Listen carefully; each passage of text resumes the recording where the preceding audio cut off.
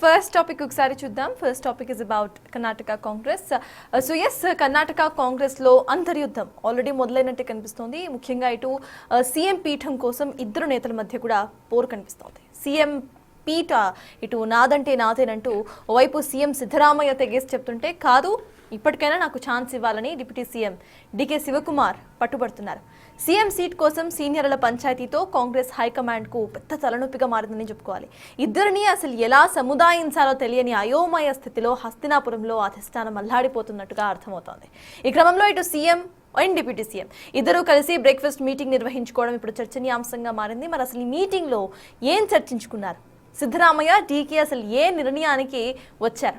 హస్తినా నుంచి సీనియర్లకు అసలు ఏ అభయం వచ్చింది? ఢిల్లీ కాంగ్రెస్ పెద్దలు సీఎంగా సిద్ధరామయ్యనే కంటిన్యూ చేస్తారా, లేక డీకేకు ఛాన్స్ ఇస్తారా?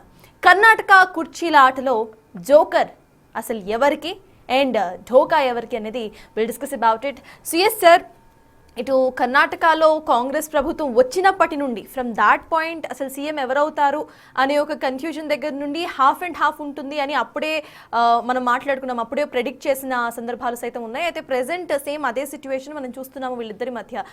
వాట్ యూ థింక్, ఇటు సీఎం కుర్చీ కోసం వీళ్ళిద్దరూ పోటీ పడడం అసలు ఎలా చూడాలంటారు? ఎందుకంటే ఇద్దరు కూడా ప్రముఖంగా ఉన్నారు అక్కడ నేతలు, అండ్ అది కూడా పవర్లో ఉన్న పార్టీ. పొలిటికల్లీ అసలు పార్టీకి ఎటువంటి పేరు తెస్తుంది ఇది? అంటే ఇదేమి కొత్త కాదు కాంగ్రెస్ పార్టీకి. మీరు దేశంలో ఎక్కడ కాంగ్రెస్ పార్టీ ఉన్నా దాదాపు ఇదే రకమైన పరిస్థితి ఉంటుంది. మీరు గమనించండి, రాజస్థాన్లో అశోక్ గెహ్లాట్ సచిన్ పైలట్ల మధ్య ఏ స్థాయిలో కాంట్రవర్సీ జరిగింది.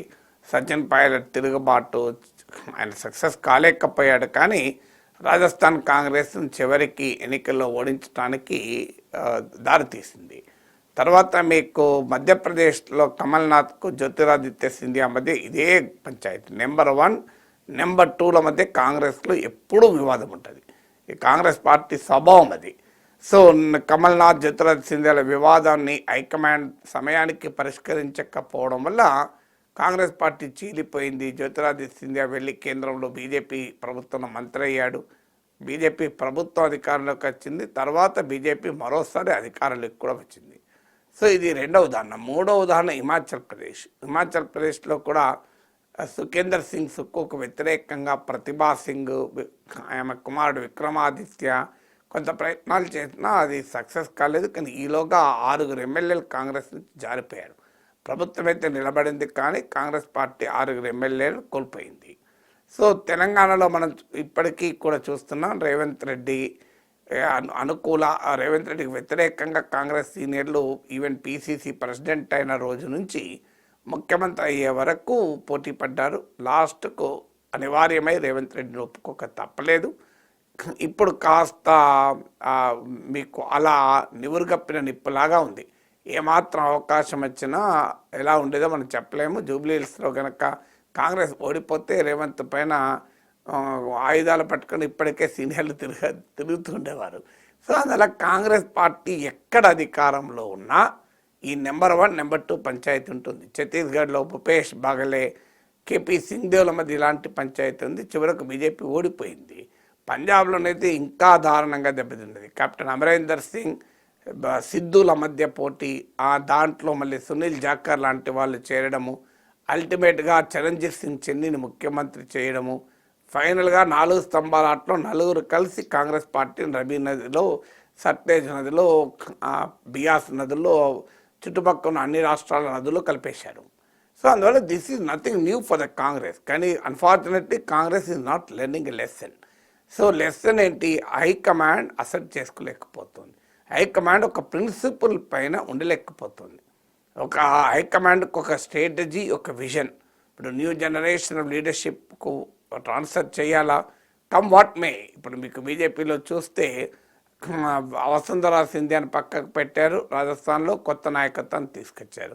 మధ్యప్రదేశ్లో శివరాజ్ సింగ్ చౌహాన్ పక్కకు పెట్టారు, కొత్త నాయకత్వాన్ని తీసుకొచ్చారు. గుజరాత్లో ఆనందీబెన్ పటేల్ పక్కకు పెట్టారు, కొత్త నాయకుని తీసుకొచ్చారు. సో న్యూ జనరేషన్ ఆఫ్ లీడర్షిప్ను తీసుకొచ్చి పార్టీ, రమణ్ సింగ్ను ఛత్తీస్గఢ్లో పక్కకు పెట్టారు, న్యూ లీడర్షిప్ని తీసుకొచ్చారు. సో అలా తీసుకురావడం వల్ల అఫ్కోర్స్ బీజేపీ నాయకత్వానికి ఉన్న ఈజీనెస్ అనేది కాంగ్రెస్లో ఉండదు. బీజేపీ కేంద్రంలో అధికారంలో ఉంది, పార్టీ ఆర్గనైజేషన్ స్ట్రాంగ్ ఉన్న పార్టీ, ఐడియాలజికల్ బేస్ ఉన్న పార్టీ కనుక కాంగ్రెస్ హైకమాండ్కి అన్ని అవకాశాలు ఉండవు. But still the time has come for the Congress high command డిసిసివ్గా నిజంగానే ప్రామిస్ చేసింది అనుకుందాం. ఇప్పుడు 5-6 మధ్య ఆ అగ్రిమెంట్ ఏమైనా ఉంటే మల్లికార్జున్ ఖర్గే, సోనియా గాంధీ, ప్రియాంక గాంధీ, రాహుల్ గాంధీ, మీకు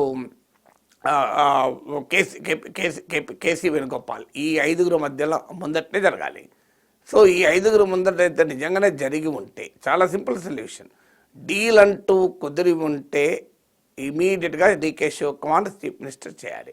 డీల్ కుదరలేదనుకోండి, క్లియర్గా డీకే శివకుమార్ చెప్పాలి. మెజారిటీ ఎమ్మెల్యేలు ఎటువైపు ఉంటే అటువైపు సీఎం ఉంటాడు, సిద్ధరామయ్యకు మెజారిటీ ఎమ్మెల్యేల మద్దతు ఉంది, వదిలేయండి అనాలి. కానీ ఆ డీల్ ఉందో లేదో బయట వాళ్ళకి ఎవరికి తెలియదు. డీల్ ఉంటే ఖచ్చితంగా దాన్ని అమలు చేయడం ద్వారా తాత్కాలికంగా కొంత నష్టం జరిగినా లాంగ్ టర్మ్లో హైకమాండ్ పైన విశ్వాసం పెరుగుతుంది, హైకమాండ్ గౌరవం పెరుగుతుంది, రాహుల్ గాంధీ పైన రెస్పెక్ట్ పెరుగుతుంది. కానీ అలా కాకుండా ఇండిసిసివ్గా ఉంటే మాత్రం పార్టీ దెబ్బతింటుంది.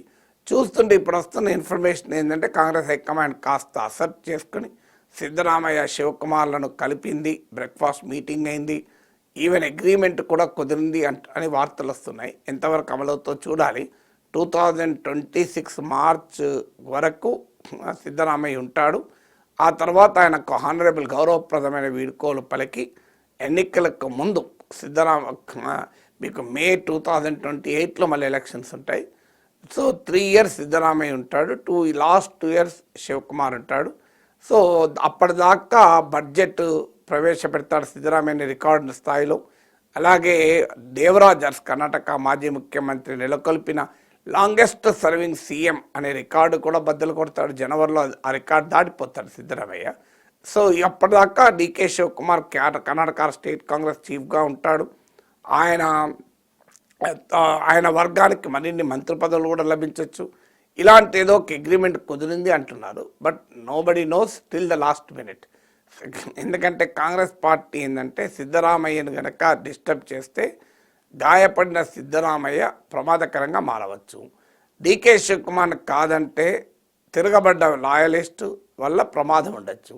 సో గాయపడ్డ సిద్ధరామయ్య, తిరగబడ్డ శివకుమార్, ఈ ఇద్దరి మధ్య తేల్చుకోలేకపోతుంది కాంగ్రెస్ హైకమాండ్. వాస్తవానికి డీకే శివకుమార్ కాంగ్రెస్ లాయలిస్టు, కష్టపడ్డాడు, కాంగ్రెస్ పార్టీ కోసం జైలుకి వెళ్ళాడు, వనరులను సమకూర్చాడు. కానీ ఎమ్మెల్యేలు మాత్రం సిద్ధరామయ్య వైపు ఉండడం వల్ల సిద్ధరామయ్య సీఎం అయ్యాడు. మీకు తెలంగాణలో కూడా జరిగింది అదే. రేవంత్తో పోలిస్తే మీకు బట్టి విక్రమార్క, ఉత్తమ్ కుమార్ రెడ్డి సీనియర్లు, కానీ రేవంత్ రెడ్డికి మెజారిటీ ఎమ్మెల్యేల మద్దతు ఉండడం వల్ల రేవంత్ సీఎం కాగలిగాడు. సో అక్కడ కూడా సిద్ధరామయ్య మెజారిటీ ఎమ్మెల్యేల మద్దతు ఉన్నారు. ఇప్పుడు ఇంకా ఆలస్యం చేయడం వల్ల ఏమవుతుందంటే ఆఖరి కులాలు కూడా ఎంటర్ అయ్యాయి. డీకే శివకుమార్కు మద్దతుగా ఒక్కలిగా సంఘము, ఒక్కలిగా స్వామీజీలు కూడా ఎంటర్ అయ్యారు. మీకు సిద్ధరామయ్యకు మద్దతుగా ఓబీసీ వర్గాలు, అహిందా అంటారు, అల్పసంఖ్యాక్, మీకు అది కన్నడ అక్రనిమ్ అబ్రివేషన్, అల్పసంఖ్య మైనారిటీలు, ఎస్సీ ఎస్టీ ఓబీసీలు వీళ్ళంతా ఏకమవుతారని.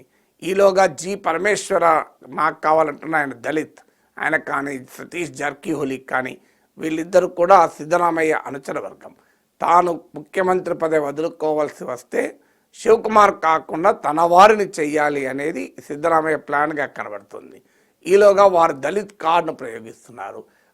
మధ్య మార్గంగా మల్లికార్జున్ ఖర్గే పేరు వినబడుతుంది. ఆయన గతంలో 2013లో సిద్ధరామయ్యతో పోటీ పడ్డాడు ముఖ్యమంత్రి పదవికి. అప్పుడు ఆయన గెలవలేక సిద్ధరామయ్య ముఖ్యమంత్రి అయ్యాడు. సో అందువల్ల మల్లికార్జున్ ఖర్గే కూడా ఆశ ఉంది, తాను సీఎం కావాలని అంటున్నారు. ఎంత నిజమో తెలియదు కానీ, బట్ ఏదైనా ఆయన పేరు కూడా కొంతమంది వ్యూహాత్మకంగా తీసుకొస్తున్నారు. సో ఆలస్యం అవుతున్న కొద్దీ కులాలు ఎంటర్ అవుతున్నాయి, గ్రూపులు ఎంటర్ అవుతున్నాయి. సో ఇది ఇంకా మరింతగా బజార్న పడుతుంది. ఇప్పటికైనా the time has come for the high command to honour the promise. నిజంగానే ప్రామిస్ అంటూ ఉంటే it has to be honoured. Promise లేకపోతే it has to be told openly. కానీ ఏది లేకుండా దీన్ని ఇంకా నానిస్తే పంజాబ్ లాగా అయిపోతుంది కర్ణాటక కూడా.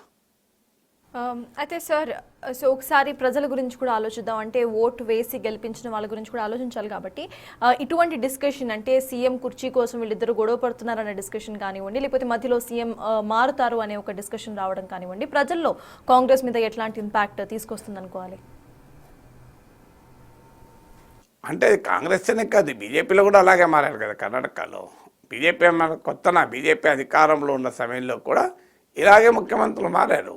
మీకు బీజేపీ ఇంత ideological base party, organisational party, high command ఎవరిని కావాలంటే వారిని పెట్టగలుగుతుంది. కానీ బీజేపీలో ఎంతమంది మారాడు? యడియూరప్ప, సదానంద్ గౌడ్, మీకు ఇలా చాలామంది మారారు. అప్పుడు కూడా బీజేపీలో కూడా నాకు గుర్తున్నంత వరకు 4 మారినట్టున్నారు, 3 మారారు. మరి కనీసం కర్ణాటకలో మారలేదు. వాళ్ళిద్దరి మధ్యనే కుర్చీ కోసం కొట్లాట జరుగుతుంది. కానీ కుర్చీ ఎవరు మారలేదు. కనీసం ఆ మేరకైనా ఒకే చీఫ్ మినిస్టర్ ఉన్నాడు. బీజేపీలో 5 ఏళ్లలో 3 చీఫ్ మినిస్టర్లు మారారు కర్ణాటకలో. దాని సంగతి ఏమంటాం? మీకు గుజరాత్ లాంటి స్టేట్లు, బీజేపీకి తిరిగే లేని స్టేట్లో కూడా ముఖ్యమంత్రులు మారారు కదా. మనం తెలంగాణలో చూడడం లేదా కుర్చీల కొట్లాట? బండి సంజయ్, ఈటల రాజేందర్ మధ్య నడుస్తలేదా గొడవ? అందరూ ఓపెన్గా కదా, అందరికీ తెలుసు కదా. హిందుత్వ నా రక్తంలో ప్రవేశిస్తుంది, హిందుత్వవాదిని బండి సంజయ్ అంటే మతం కులం పేరిట విభజన రాజకీయం తెలంగాణలో పనిచేయదు అని ఈటల రాజేందర్ అంటలేడా? బివేర్ నా కొడక అంటూ ఈటల రాజేందర్ ఛాలెంజ్ చేయలేదా బండి సంజయ్ని? ఇవన్నీ మనం చూడలేదా? బండి సంజయ్ని పార్టీ అధ్యక్ష పదవి నుంచి ఈటల రాజేందర్ సక్సెస్ఫుల్గా క్యాంపెయిన్ చేసి తొలగించలేదా? ఈటల రాజేందర్ను పార్టీ ప్రెసిడెంట్ కాకుండా బండి సంజయ్ ఆపలేదా? అందువల్ల కాంగ్రెస్, బీజేపీలో కూడా తెలంగాణ లాంటి పార్టీలోనే బీజేపీ ఉంది కదా. మీకు అంతకుముందైతే 2023కి ముందు కనీసం లెజిస్లేచర్ పార్టీ నాయకుని కూడా బీజేపీ ఎన్నుకోలేకపోయింది కదా. పార్టీ అధ్యక్షుని కూడా చాలా కాలం ఆలస్యమైంది కదా. సో అన్ని పార్టీలు ఉంటాయి. అయితే బీజేపీకి ఉన్న అడ్వాంటేజ్ ఏంటంటే వాళ్ళ పార్టీ ఆర్గనైజేషన్ బలంగా ఉండడం, ఆల్ ఇండియా లీడర్షిప్ చాలా ఇన్ఫ్లుయెన్షియల్గా ఉండడము, పెద్ద ఎత్తున వనరులు ఉండడము, కేంద్రంలో అధికారంలో ఉండడము, ఐడియాలజికల్ బేస్ ఉండడం వల్ల ఈ రకమైన కుమ్ములాటల నుంచి పార్టీని కాపాడుకోగలుగుతుంది. కాంగ్రెస్ పార్టీకి ఇవి ఏవీ లేవు. వాళ్ళకి దేశంలో అధికారంలో లేరు, ఆర్గనైజేషన్ లేదు, ఐడియాలజికల్ ఫెబికాల్ ఏమీ లేదు, పార్టీ లీడర్షిప్ ఆ రకమైన జనాకర్షణ లేదు. దానివల్ల కాంగ్రెస్ పార్టీకి ఇవి ఎక్కువ కాస్ట్లీగా మారుతున్నాయి.